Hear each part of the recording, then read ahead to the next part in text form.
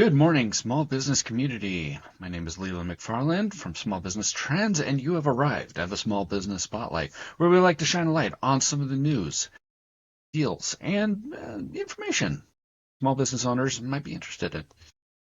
I'm going to start this off with a little bit of a personal story. I fell for a scam, and I fell hard for a scam, and it is crazy how good these scam artists are becoming. The scam got a phone call, unknown number. I'll come back to that here in a minute. But it was a police officer from my county. Well, he claimed he was a police officer from my county, local county sheriff's department, and that I had a failure to appear in a court summons for jury duty for a capital murder case or something. So because of the nature of the case, that it was supposed to be. Oh, I need to get my microphone up. So it was a failure to appear at as a juror, and that, well, now I'm going to get fined. And it always did seem just a little off. The guy was constantly isolating me from actually talking to people, trying to keep me on. And basically, he was walking me through, this is the case number, this is how much you're going to get fined. And it was kind of scary, and that I could be potentially arrested. You think to yourself, failure to report for jury duty, you might be arrested. I know a guy who was arrested for failure to appear on jury duty and was hauled down to the court system. So it was within the realm of possibility. But as he was going through it, small little cracks were showing up. At first it was delivered through registered mail, the jury summons, and you had to actually sign it. And his whole shtick was that basically I had to put up a bond so that I wouldn't be arrested, and then I can go down to the police station to be able to verify my signature and to the whatever registered mail. And then after a while, he's saying, yeah, it was delivered by FedEx. Court system's not going to deliver anything through FedEx. They're going to use the USPS mail system to be able to do any of this. And so it was very interesting, just the little small cracks. And then after a while, I started calling him out. I'm like, this really sounds like a scam. And he's like, oh, no, this is no scam. I assure you, I will have my supervisor call you, and it will come up as the police station on your caller ID. And I was like, oh, that could be faked. He's like, yeah, but we'll have your personal information, like your social security number and stuff like that. And like, first of all, you should not have my social security number. And second of all, that information was stolen years ago. So I think everyone and their mother has my social security number by now because of all of these data leaks that's been going on. And it's like, I'm just going to call the police station and I'm going to verify with my wife's phone. And he's like, no, you can't do that. You can't do that. And I'm like, this is really sounding like a scam. And by the grace of God, basically the call just dropped. And so I called my local police station, and they're like, yeah, that pretty much sounds like a scam, but I'll just have an officer call you just in case, just to make sure everything's up and up. And listen, waited, and officer called and he's like, yeah, it's really weird. I had a woman coming in with the exact scam talking to me about it as I'm getting the call about yours. And so it's this brand new, I guess, scam that's going through. And it's that these artists, the scam artists, they're getting really good at finding little, refining their script, finding ways to be able to make it seem more and more realistic. You just have to be vigilant and always verify. It is not a bad thing to call and verify. If someone's calling you, you don't know where that call coming from. And so always be like, well, I'm going to call you. I'm going to look up the legitimate phone number and call them back. And now when I said the number was unverified, blocked number or something like that, law enforcement agencies, they used blocked numbers. My dad, he was a prison guard, and whenever he had to call me from the prison, he always came up as unregistered number or blocked number. So, they have ways to explain away these little things. So keep vigilant and always verify. Always verify. Don't take a call coming in at face value. It's scary out there. But let's go and let's do a little bit of news.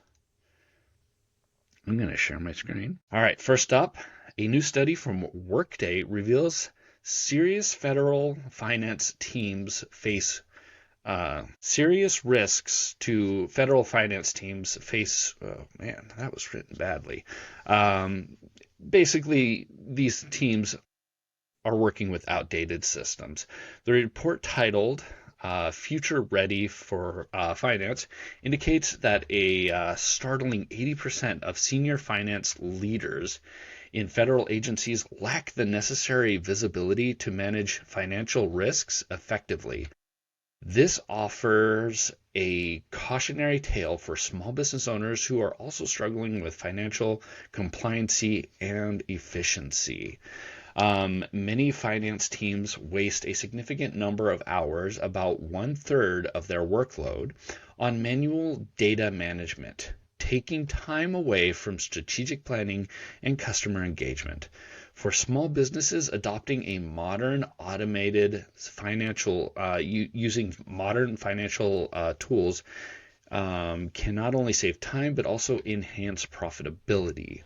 The report found that nearly 55% of financial leaders often shared outdated financial reports, which can lead to poor decision making, although over half of rated their system as effective for planning. The efficiency drops during execution, increasing the risks of errors in financial audits, particularly tough for smaller businesses with limited resources. Yet there is hope. Federal finance leaders believe that modernizing financial systems, especially through cloud and AI technologies, can greatly improve accuracy and efficiency. An impressive 96% expect such upgrades to boost operational readiness for audits. I mean, government systems are always a little laggy when it comes to modernizing, and small businesses should really look at modernizing their financial systems. One of the best ways is just looking within the tools that you use. If you're using QuickBooks, look into automated ways to be able to take the information from QuickBooks and to be able to run reports quicker, faster. Learning those ways to get information out of the tools that you already have is the best way that you're going to do to be able to move forward. Even tools such as Excel are bringing in AI. Copilot, I know that it gets kind of a bad rap, but if you can use it to be able to glean better information out of your systems, out of your tools, it can't be too bad. The most future-proof job, entrepreneurship. I got to say this in like the movie voice. In a world where traditional jobs are declining, new data from Shopify shows that more people are turning to entrepreneurship. With economic challenges affecting conventional job markets, there's been a dramatic rise in individuals starting their own businesses. Since 2018, the number of new merchants on Shopify has increased sevenfold, reflecting a strong interest in self-employment, as many seek stability amid job cuts. 1.2 million layoffs in the U.S. in 2025 due to advances in AI technology. Shopify's analysts reveal that seasoned entrepreneurs often do better than first-time founders, earning over double the sales with their second business, thanks to skills and insights gained from their initial ventures. This suggests that prior experience in business can help improve performance in future endeavors. Additionally, small businesses that began between 2017 and 2020 saw a 25% growth in average sales from 2022 to 2025, largely due to the e-commerce market growth, which has risen 14% over 20% of the total retail sales. However, while entrepreneurs may appear more accessible today thanks to new tools and technology, competition is also increasing in the e-commerce space. As the landscape shifts, small business owners should remain aware of both the opportunity and the challenges. So, yeah, being your own entrepreneur, I mean, it's not necessarily what I would call the future-proof um, job, because businesses fail all the time, especially restaurants. They don't. It's hit or miss on whether or not a restaurant is going to continue to stay. As long as you get a good customer base coming in, yeah, you should be able to stay on top. But one bad hit, and oftentimes a restaurant can't survive those kind of situations. But you have this story from Shopify about people coming in more and more, and yeah, you could definitely make money. It's a lot of work, but it is a possible thing, and it's also a really good side hustle to be able to sell something on the side while you're doing your main job and build something while I was saying, it was over time. It took time to be able to grow those things, and you can't just pop up a store and just immediately sell things. So I'm not the most in love with this concept, because it's a lot of hard work, and you're not going to just start making money right off the bat. But I do think that becoming your own business owner is a way to be able to future proof your success. And it just depends on the venture that you're going to do. If you're selling online, you're one in a million people selling the same candle. If you're a local person starting up your own lawn care business, you're maybe 1 in 10 companies in your area. And so the competition pool is a little bit less. So it just for me, it depends. All right. Got news from the NFIB. The NFIB Small Business Optimism Index has dropped 3 points in March, landing at 95.8, which is below the historical average of 98. This decrease marks the first time since April of 2025 that the index has fallen below this important benchmark. The increase in uncertainty among small business owners has also risen sharply, leaving many feeling uneasy about the future. There's a lot to feel uneasy about in these days, especially when we're at war. We do got peace talks now. Hopefully, I'm seeing some good marks. The S&P 500, I think, recently closed at its highest. So there are some good indications, and this is back in March. So when the war was in full bloom. So take this with a grain of salt, because it is kind of old data. Chief economicist Bill Dunklenberg pointed out that while some tax breaks have helped, rising oil prices have seriously impacted both consumer and business owners. Many small businesses are struggling to cover higher costs and are passing these on to customers. Key indicators paint a grim picture.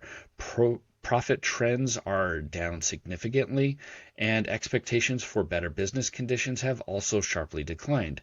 In employment news, the employment index has slightly decreased, and fewer businesses plan to raise wages in the coming months.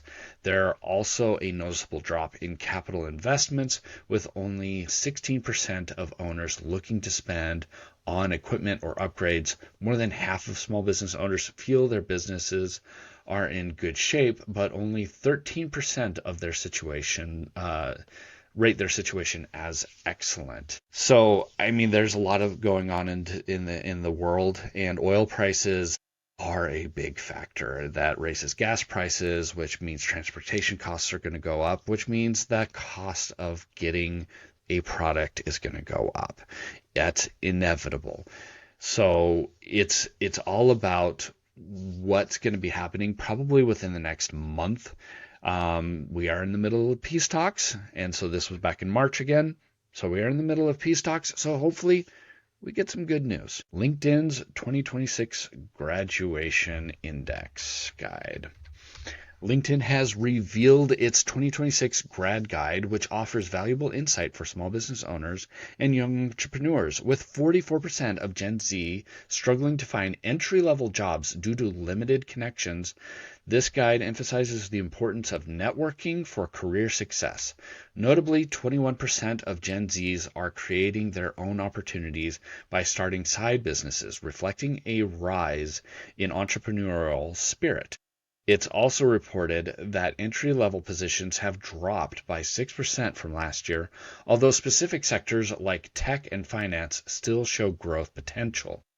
Interestingly, 72% of young office workers are considering a shift to skilled trades, suggesting a change in how they view job security. Small businesses need to provide these trades as fulfilling career paths by offering competitive salary and training opportunity.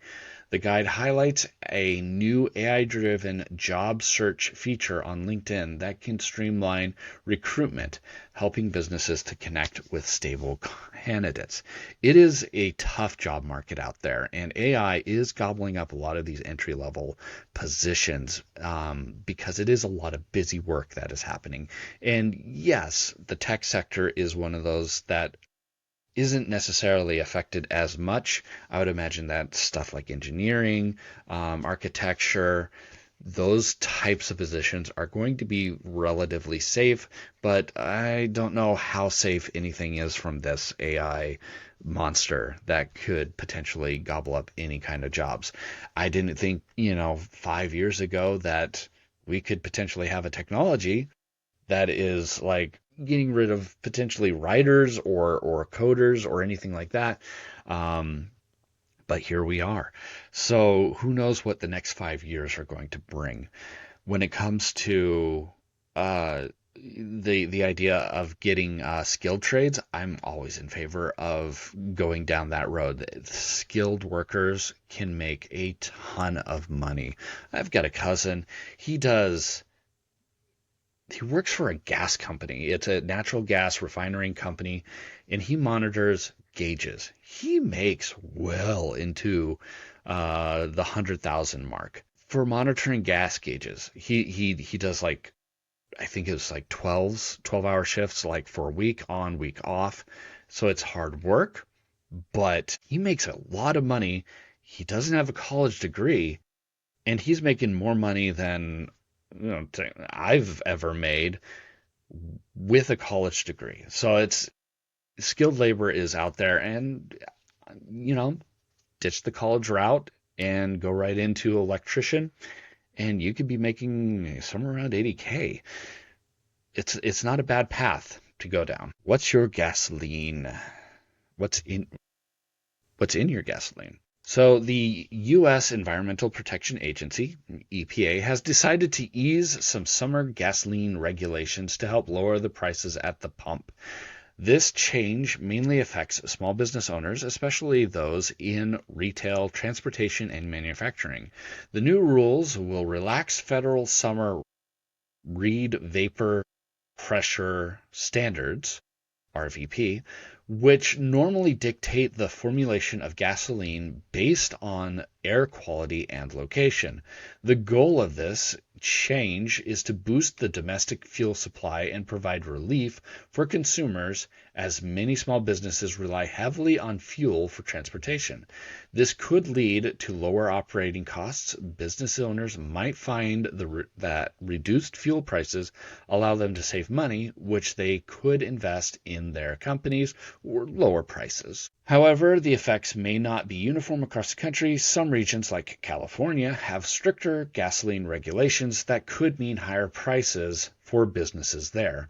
Moreover, fluctuation in gasoline prices could be unpredictable, influenced by global oil prices and seasonal demand, meaning that any savings could potentially be temporary.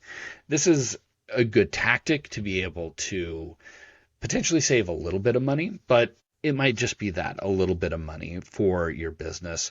But any kind of savings is any kind of savings that you can get. That's what I would be going after. But yeah, California is one of those states that heavily regulate gas, and it's to the point where you're starting to see situations where gas prices are getting up to like $7, $8 a gallon over there. Um, so I guess if you're in California, head over to Oregon, Nevada, Arizona to get your gas, unless you're on the coast. All right, let's get into some deals. We have here a Shark AI cleaning robot. It says 50% off, but when I looked at the price history, it's about $150 off, not $300 off, but still $150 off for one of these AI Shark robots. It's pretty good. My mother-in-law's got one of these. It does a really good job of cleaning up, and I talked with the sale support system because hers was not working, and they helped me really well to figure out what the problem was when it was broken. And even though the part was not in warranty, they did offer to ship me um, the part for free. I had to pay for the shipping, and so I just got something off of Amazon for really cheap. But still, it was a very helpful customer service, and I recommend. Next up, this is from Woot.com. They have their big tool sale, and this really kind of a good idea when it comes to maybe even starting a business. Finding these tools that are big and they're on sale. One is a stump grinder for $760. Plate compactor, being able to get a couple of these tools and then making yourself as, hey, you need to do some compacting of soil, I got you. Or you partner up with a tree cutting business and be like, hey, I've got the stump grinder. I will grind down the stump for $100 or something to that effect. Hey, it's a good opportunity. All right. Now we're on to the Reddit stories. Our first one comes from Babbing Baby. Babbing Baby? Accountant called today and said I owe over $130,000 in tax. He answered the phone by saying, you had a good year. Now for the bad news. I'm in a bit of a sticker shock right now. Knew it was coming, but kind of forgot that the deadline was tomorrow for tax payment. This is the first year I've had profit like this, so I'm just not mentally ready to have to shift around cash and loan draws tomorrow to make this payment within 24 hours. It'll be fine. I'm proud of how the business did, but damn, I am not ready to shell out $130,000. Yep, the better that you do, the more taxes that you owe. And one thing you might want to look at, and your tax guy has probably already told you that, but if you're making this much money to the point where you're shelling out $130,000 in taxes, you may need to look at like an S corp. I know that can really reduce your tax burden. Also, do quarterly payments. Check out, I know if you're doing QuickBooks, it will have a little section saying, what is my tax estimated liability based off of everything that's come in and everything that's come out. And from there, you pay them in quarterly increments. And so instead of $130,000, you're shelling out $40,000, $50,000 per quarter, which allows you to be able to get that money out quicker, and not have to worry about loans or moving money around. It's just there and you go and you pay it. But yeah, $130,000. Congratulations on making probably somewhere in the field of like what, $500,000. I'm probably even lowballing that. That might be $600,000 or $700,000. But yeah, congratulations on making a ton of money. Now go pay your taxes, or all hell's going to break loose. Has the world become more unpleasant to do business since COVID? This comes from Grumpy Old Man 10. I'm a landlord and I remodeled and a remodeler. I spent my career in sales before leaving my job about 4 years ago to be self-employed. I'm not a big business. No employees, 36 tenants, and I'm typically working on 2 or 3 active remodel projects at a time. So I know part of this business I'm in. But I'm also doing this for more than 20 years now. My question to do with what I perceive the largest increase in the amount of BS I have to manage about as a business owner. Not one thing. For me, it's dealing with homeless, theft, vandalism, squatters. It's dealing with insurance problems, municipal employees that don't seem to give a damn. It's been problems dealing with difficult tenants, vendors, and even the families of deceased tenants. I saw dealing with really difficult situations that just keep dragging on. I've had to use the legal system so much that the last 5 years just to get business done. Not even talking about evictions, the random stuff that I've just never had to deal with before. Right now, it's a subcontractor for a residential tenant of mine who filed a maintenance lien, mechanics lien against my property, despite the fact that I've never heard of them, used them for anything, and as far as I'm aware, they've never been to my address or done any work for me. Yet I now got to get a lawyer who's trying to fight them on the mechanics lien, and it's a legal department for some big company that couldn't give two craps. Really, I'm just hoping to hear from some other small business owner. I'm trying to decide if I need to start running my business differently or just find something else to do. Is there light at the end of the tunnel and I'm just in the dark period, or is this a permanent change in society? Yep, permanent change in society. Even in my industry, I get these grifters, these people who are trying to steal from me. I use stock photos. I'm not going to use stock photos anymore. I used them in the past. I'm using AI generated images. And before you're like, oh, that's taking money away from these photographers, they're the ones that are sicking these companies on me, saying, oh, you're using this image and it's copywritten. Yeah, because I purchased that image. And so now I have to spend time, money to prove that I purchased that image. And if there's any small crack, they'll try to force their way through it just to get that $1,000 or $2,000 off of me. I've gotten so many letters from lawyers because of this. Any industry that you're in, you're going to get the people trying to grift off of you. It's an unfortunate fact of life. And that's the downside of being an entrepreneur. You're a target because you're making money. You're making money the honest way, and people are just kind of scummy, and they want to be able to steal that money from you, and they try to use legal means to be able to do that. If it's too much of an issue, I mean, if you are a grumpy old man, you might think about selling your property to a developer who's got a bunch of lawyers that on retainer, just on staff, that can fight all of this stuff to their heart's content. And then live off your life in Cancun. Owning a yoga Pilates studio isn't actually profitable. I keep seeing studios open and then close within a year or two, so I'm wondering if this is actually profitable business or not. Is there something most people are missing, or is it just really tough industry to survive in?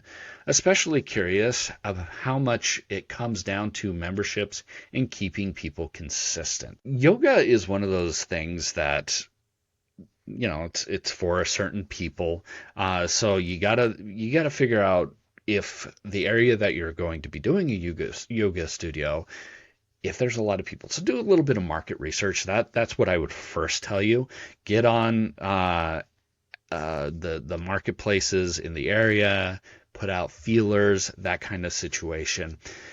But also think about doing something a little different. And what I would say, and the one that I saw that was really successful, and the way that they did it is that they made their studio, they had their classes, but when there was time available in between classes, they rented out the studio to other people to do other types of classes. So it's not just yoga, but then you have Janet who's doing Zumba, you have Fran who's doing Pilates, you're doing you have other people who are doing their class, and then you take 30%, 50% so that they can rent the studio. They're in charge of finding their own customers, and you have to, you could set minimum requirements. Oh, you've got to be able to bring in this much money or something like that, because if you're not doing it, then I've got Alice over here who really wants to start a class on this, and Alice has a pretty good following. That's the way that I would go about it if it were me and I were starting up a studio. I would bring in a whole bunch of other people who can then bring in their own customers, kind of like a salon. I need your expertise. Recently formed a plumbing company and have no pressure to spend thousands on marketing.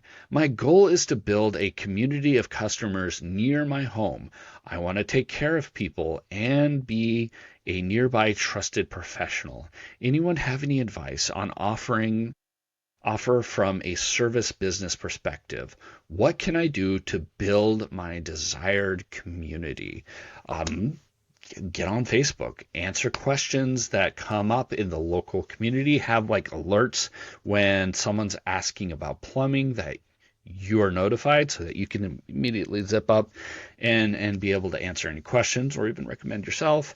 But you also might want to consider working with other side industry, adjacent industries, construction, electrician, tiling, like general contractors or something like that. That way you can become that go-to. That's where you're going to probably see a lot of your business come from. It's like you got Frank, and Frank's a electrician, but some plumbing work needs to be done too while he's in there, and he's like, hey, go give Joe a call. He can actually fix this up. You got a little bit of a leak here when he does his investigating. Or house builders or renovation, like general contractors who are doing X, Y, and Z, but they need a professional plumber to be able to do all of the plumbing work. They're going to call you. When it comes to building a community, maybe make your own Facebook group for your local community and be able to have contractor questions and then bring in those other partners and be like, hey, I need an electrician, I need a general contractor. And what we're going to do is we're going to have a Facebook group. We're going to be the admins where people can ask questions and we can answer them and become that authority in their life. And then also make your own page, show the work that you do, and show, hey, yeah, I just got a customer and they had a leaky faucet and this is what I did. Or, oh boy, this is what the damage of a bad pipe can do over time. Those kinds of things. That way it's it's a little local, and it just shows a little bit of content and what you do and the value that you bring. That is all I got for you today. If you liked this show, give it a thumbs up. If you're coming by this just on pure chance, hit that subscribe button.